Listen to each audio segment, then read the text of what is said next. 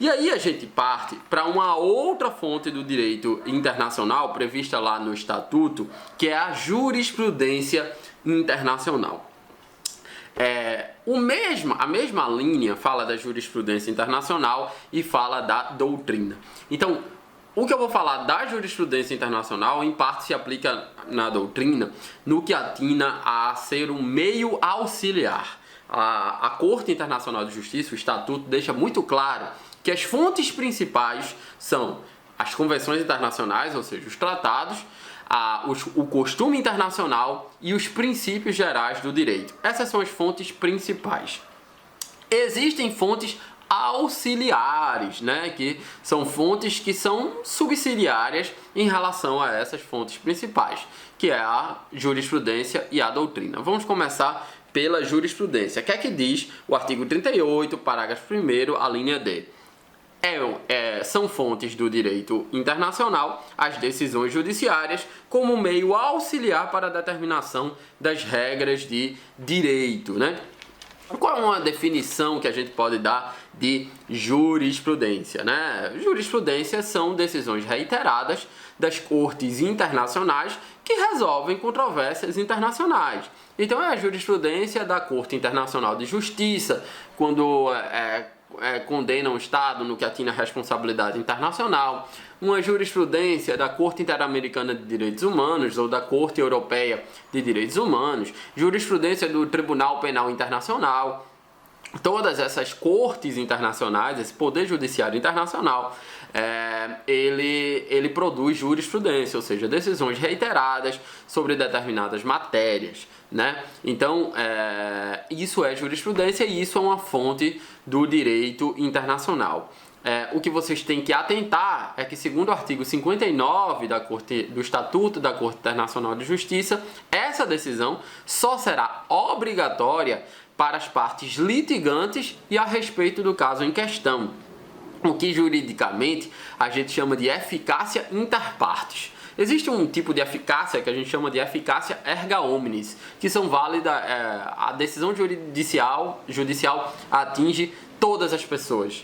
Mas existem outras decisões que a gente chama de eficácia inter partes, que só atinge as partes em litígio.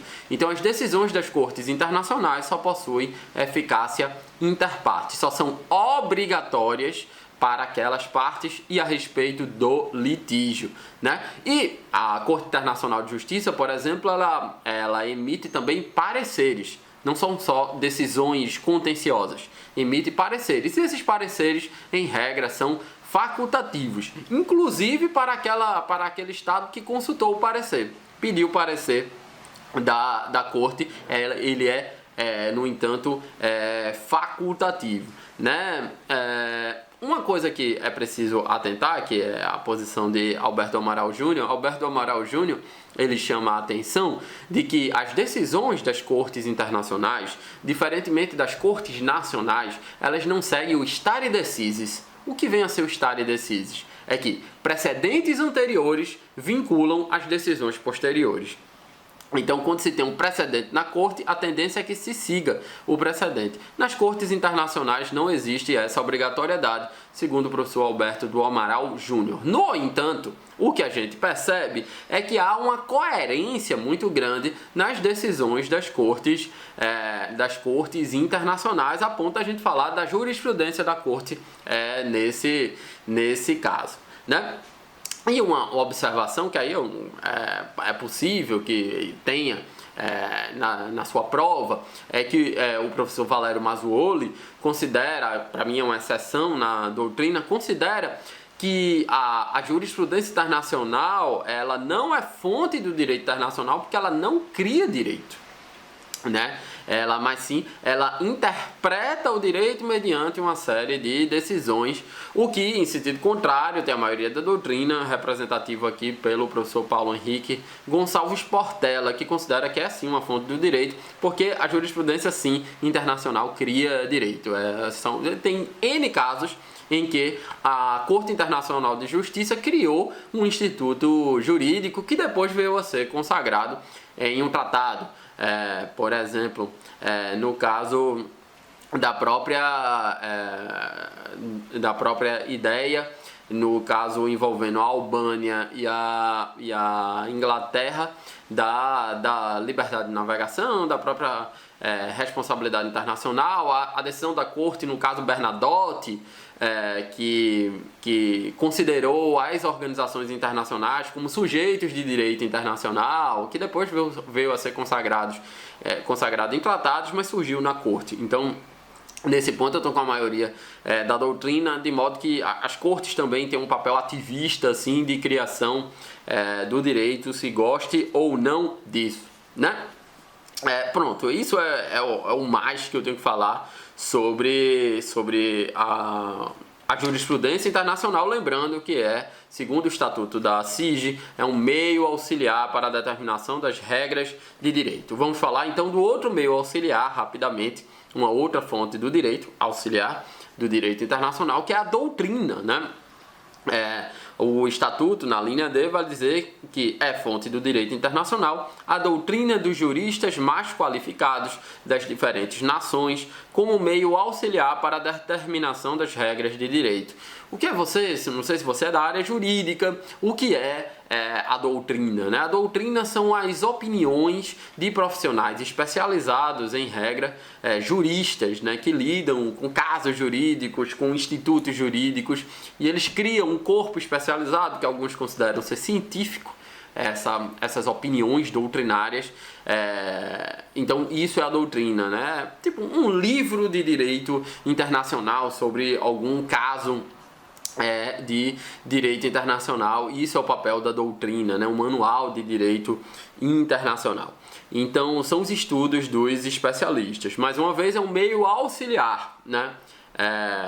Mas ainda assim é fonte do direito segundo o Estatuto da CIGI, né? E aí, a depender do ramo do direito internacional, a doutrina vai ter mais ou menos participação. Se a gente pensar no direito do mar, por exemplo, a doutrina teve uma grande participação na formulação dos conceitos de plataforma continental e zona econômica exclusiva, que depois esses conceitos vieram a ser adotados pela Convenção de Montego Bay e outras convenções e tratados que tratavam do direito do mar. Então é isso, a doutrina é a última fonte, que é um meio auxiliar. Vamos para a última fonte estatutária, que é a equidade. É a última fonte estatutária, prevista no Estatuto da CIGI, está no artigo 38, parágrafo 2º. Ele diz que é faculdade da Corte decidir uma questão ex equo et bono, se as partes com isto concordarem, né? Primeiro, um conceito de equidade, né? A equidade, ela se trata de certas considerações de justiça aplicáveis a uma determinada relação jurídica que não possua uma norma, ou essa norma seja considerada impertinente, em geral, quando os efeitos da sua aplicação geram uma série de distorções, né? Então se aplica a equidade, ou seja, noções de justiça por parte de um juiz ou de um árbitro, né? Então, pela excessiva subjetividade disso, a ideia de que essa equidade só deva ser autorizada quando há uma anuência expressa das partes, né? Uma nota histórica que inventa essa ideia de equidade Aristóteles, né? Num livro chamado Ética Nicômaco, em que Aristóteles diz que para determinados casos deveríamos nos utilizar da chamada régua de Lesbos, que tem aquela régua que é que metrifica, né? Que mede as coisas. A régua em geral é uma régua que é reta e rígida, né? E, por exemplo, para medir uma esfera é impraticável medir uma esfera com a régua, né? Então, na antiguidade, a régua de Lesbos era uma vara que ela tinha certa flexibilidade, né? Essa é a palavra, flexibilidade. Então, se a régua, lembre que direito vem a origem da palavra direito é daquilo que está reto, né? Directum retum. Então aquilo que está reto é a regra jurídica, o direito é aquilo que está correto, é aquilo que está reto. Aristóteles diz que nem sempre isso leva a soluções justas. Então, por isso, dever-se-ia aplicar a ideia de equidade, essa régua de Lesbos que é flexível, né? Que hoje, por exemplo, a gente pega uma trena, essa trena mais flexível que a gente usa para fazer uma roupa sob medida, por exemplo.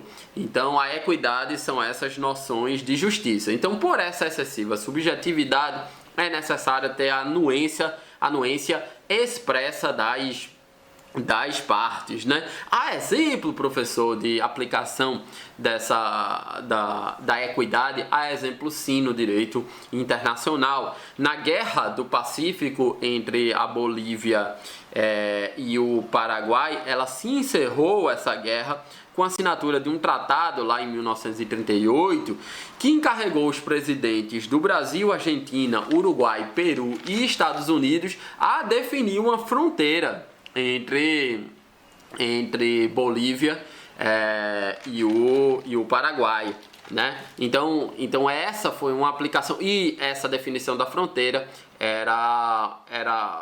iria ser definida a partir da cláusula ex equo bono, né? Ou seja, a cláusula da equidade. Então veja que Bolívia e Paraguai assinaram um acordo dando anuência à aplicação da equidade para resolver o caso deles, né? Então isso é a noção de equidade, né? É mais raro no direito internacional, mas ocorre. Pois bem, acabamos todas as fontes chamadas estatutárias, que são aquelas fontes previstas no Estatuto da Corte Internacional de Justiça, as convenções internacionais, os costumes internacionais, os princípios gerais do direito, a jurisprudência internacional, a doutrina e a equidade. São essas 6 fontes estatutárias do direito, e nós temos outras fontes do direito que aí são chamadas de extraestatutárias, e são sobre essas fontes que eu vou começar a falar a partir de agora. A primeira fonte extraestatutária do direito são chamados atos unilaterais dos estados, né? O que são atos unilaterais dos estados? São atos voluntarísticos tomados por um representante do estado, por autoridades governamentais, né? É um ministro das Relações Exteriores, é um presidente da República, é um diplomata de alto escalão, um embaixador, por exemplo. Ele pode praticar atos unilaterais. E, como o próprio nome já diz, atos unilaterais são aqueles atos tomados sem consultar os outros estados, né? A doutrina debate muito se os atos unilaterais eles constituem fontes do direito internacional. Porque, como eu disse lá na aula de introdução ao direito internacional, o senso comum é que o direito internacional possui uma vocação voluntarística, de modo que as regras do direito internacional, em razão da descentralização da produção normativa, elas só podem ser aplicadas a um Estado que concorde com a aplicação dessas regras. Então, a Corte Internacional de Justiça, por exemplo, que o Brasil não assinou o Estatuto da Corte, ela só pode julgar o Brasil se o Brasil concordar em submeter um caso específico a esse julgamento. Então, a doutrina se pergunta: pode um ato unilateral que não tem a concordância do outro Estado ser fonte do direito internacional? Se a gente analisar puramente assim, não poderia ser fonte do direito internacional. Mas os atos unilaterais compõem a dinâmica da sociedade internacional? Isso compõe, com certeza. São atos corriqueiros na dinâmica da sociedade internacional. Vou dar uma série de exemplos para vocês verem como esses atos unilaterais são corriqueiros, e muitos deles são até reconhecidos por tratados internacionais. Bom, o primeiro ato é a notificação ou declaração. O que é a notificação ou declaração? A notificação ou a declaração é um ato pelo qual um Estado comunica oficialmente ao outro Estado um fato ou uma situação que pode produzir efeitos jurídicos. Um Estado comunica a outro Estado um fato ou situação que pode produzir efeitos jurídicos. Exemplo clássico: declaração de guerra. Né? A declaração de guerra é uma situação em que o Estado está guerreando, está iniciando uma guerra com o outro Estado. Né? Pode produzir efeitos jurídicos? Pode produzir efeitos jurídicos, até porque a guerra hoje, na nossa sociedade internacional, ela só se fundamenta em dois casos. Né? O primeiro caso permite os atos de força em dois casos. O primeiro caso é aquele conduzido pelo Conselho de Segurança da ONU, né, diante de estados que ameacem a paz ou a segurança internacional. E o segundo caso é a aplicação do artigo 51 da Carta da ONU, que é no caso de legítima defesa. Se o Estado lhe ataca, você pode contra-atacar esse Estado. Né? Então, a notificação é um primeiro ato unilateral do Estado. Um segundo ato unilateral do Estado, que poderíamos citar, é a renúncia. Né?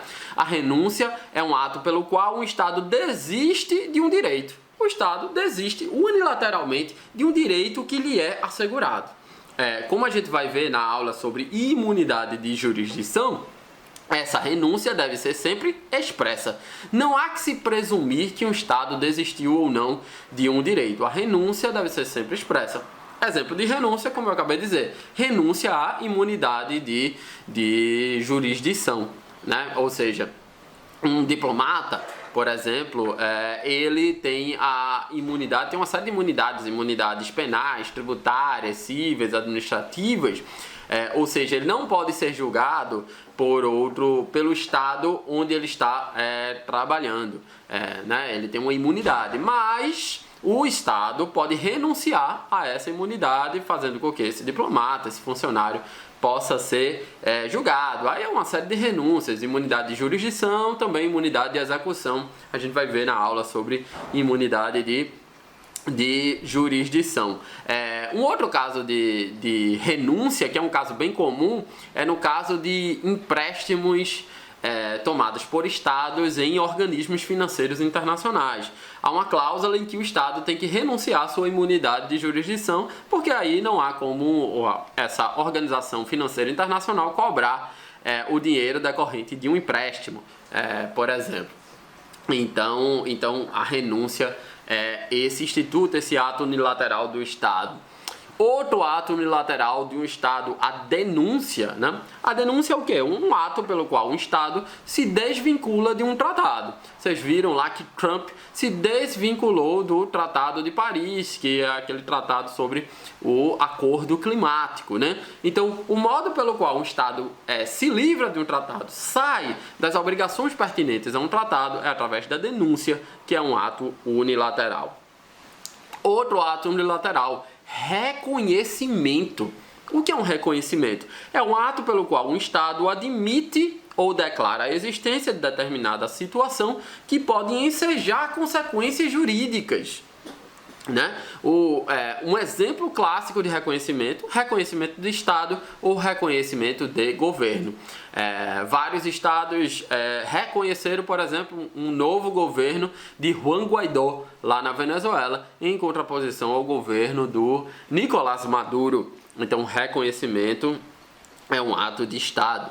Protesto é outro ato unilateral do Estado. O protesto é a oposição de um governo às condutas que possam colidir com os interesses estatais. Na figura que eu falei lá, quando a gente viu os costumes enquanto fonte do direito internacional, a figura do objetor persistente, ele se vale do protesto. Ele protesta para que aquele costume não seja aplicado a ele.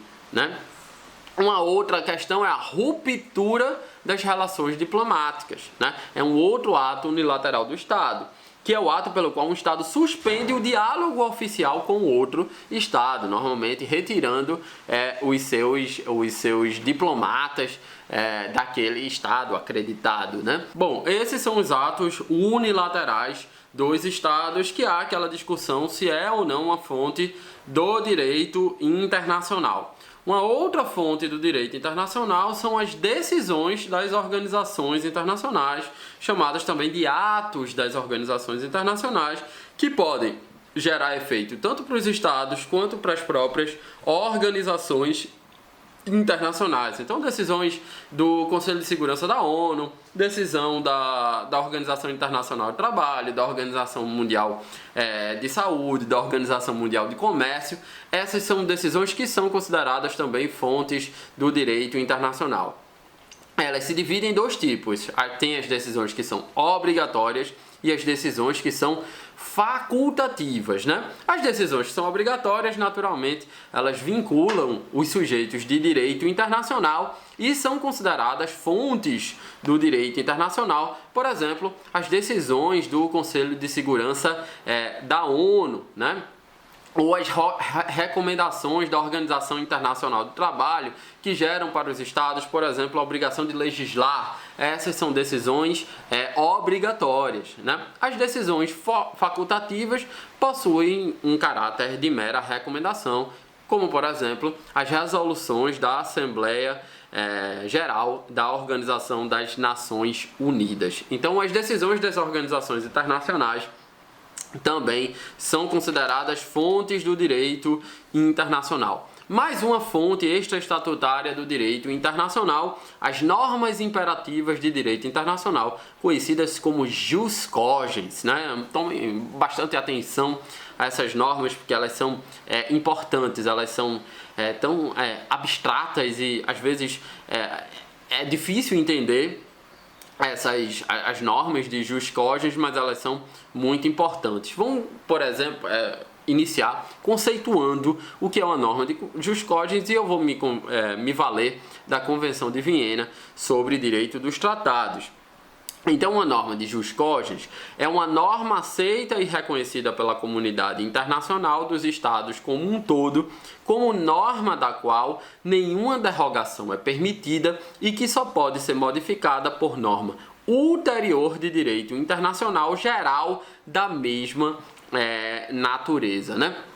O que é uma norma de jus cogens? Você acabou de ver o conceito, mas uma norma de jus cogens são normas que dão conta dos valores vitais da sociedade internacional, os valores que são considerados vitais da sociedade internacional. Eu vi mais para trás na aula, eu mostrei para vocês que a proteção da dignidade da pessoa humana é considerado um valor vital da sociedade internacional. E logo, esse valor vital tem que ter uma proteção maior, né? O que é um valor vital da sociedade internacional? Os tratados internacionais de direitos humanos é considerada a norma de jus cogens, porque protege um valor vital da sociedade internacional que prepondera, por exemplo, sobre valores individuais.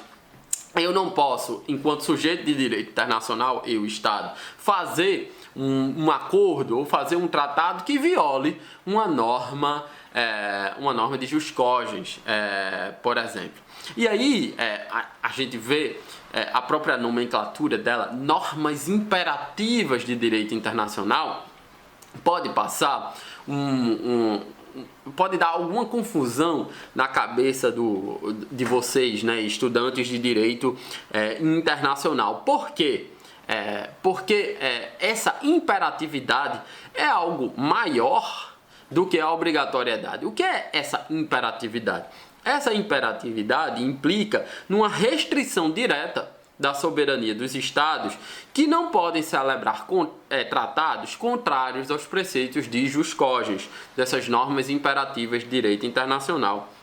E mais, e aí que o que torna o jus cogens um tanto problemático, ela independe do consentimento dos estados, o que, de certa forma, atinge aquele princípio basilar que eu ensinei para vocês na aula de introdução ao direito internacional, que é aquela ideia de que as normas de direito internacional, em regra, elas precisam da anuência dos estados. As normas de jus cogens não precisam da anuência dos estados. Por quê?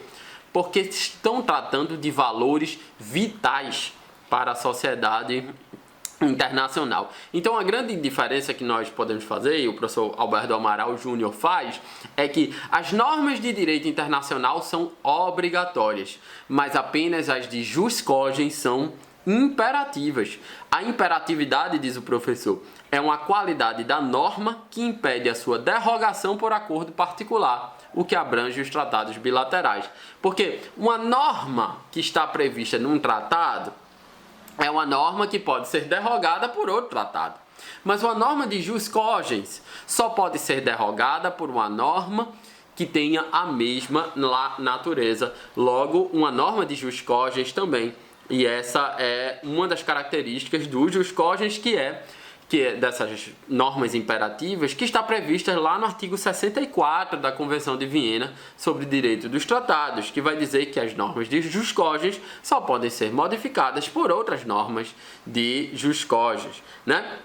Aí você me pergunta, mas professor, beleza, essas normas vitais para a sociedade internacional, e onde elas se encontram?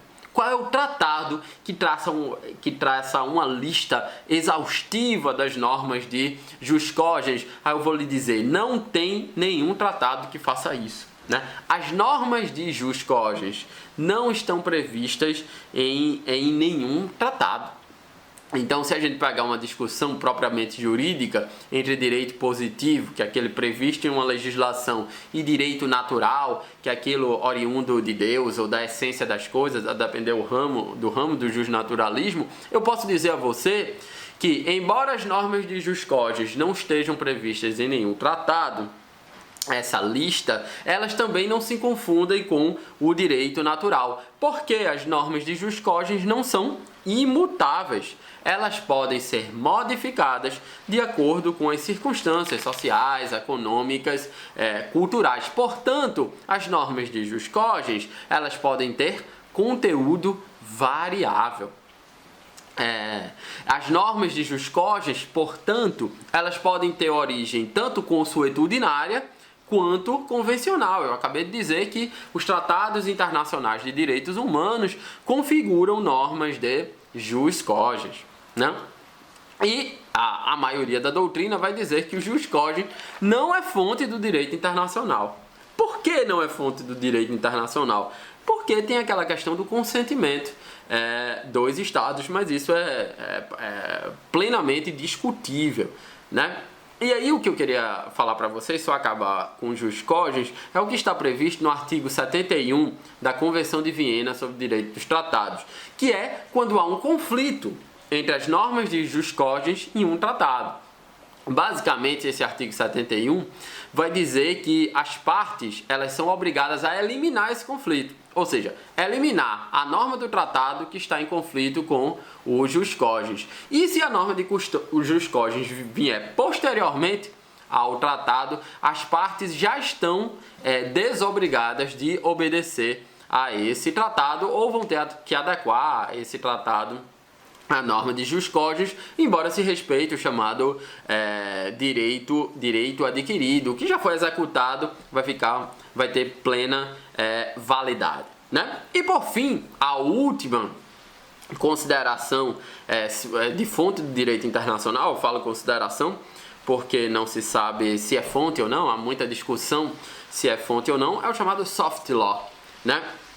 Se a gente pegar uma definição de Paulo Henrique Gonçalves Portela, professor de Direito Internacional, ele vai dizer que o soft law, eles são regras cujo valor normativo seria limitado, seja porque os instrumentos que as contêm não seriam juridicamente obrigatórios, seja porque as disposições em causa, ainda que figurada em um instrumento constringente, não criariam obrigações de direito positivo ou não criaram, senão obrigações com pouco constringentes. Ou seja, se a gente pega a distinção, vamos dizer, entre hard law e soft law. Hard law é a força, né? Soft law são aqueles instrumentos de persuasão. Por exemplo, o soft law é complicado, a questão da própria configuração enquanto fonte do direito internacional, porque é algo que não é muito preciso o que seja soft law. É claro que eu posso dar vários exemplos para vocês do que a doutrina considera soft law. Acordo de cavalheiros é soft law. Acordos não vinculantes são soft law. Declarações conjuntas. Lá, o presidente do Brasil se reúne com o presidente da Argentina e dá uma declaração conjunta de como eles vão tratar, por exemplo, a Venezuela. Isso é considerado soft law. Declarações e resoluções não vinculantes de organizações internacionais, como a Declaração Universal de Direitos Humanos. Leis modelo, como a Lei Modelo sobre Arbitragem Internacional. Tudo isso é considerado soft law. Soft law pode ser tanto essas normas com menos obrigatoriedade, quanto a construção cultural de um determinado país. Ainda não está definido na academia o que vem a ser perfeitamente uma estrutura de soft law. Por isso que há muita discussão se é ou não uma fonte do direito. É isso. Espero que vocês tenham gostado dessa aula sobre as outras fontes do direito que não os tratados. Nos vemos em uma próxima aula. Tchau!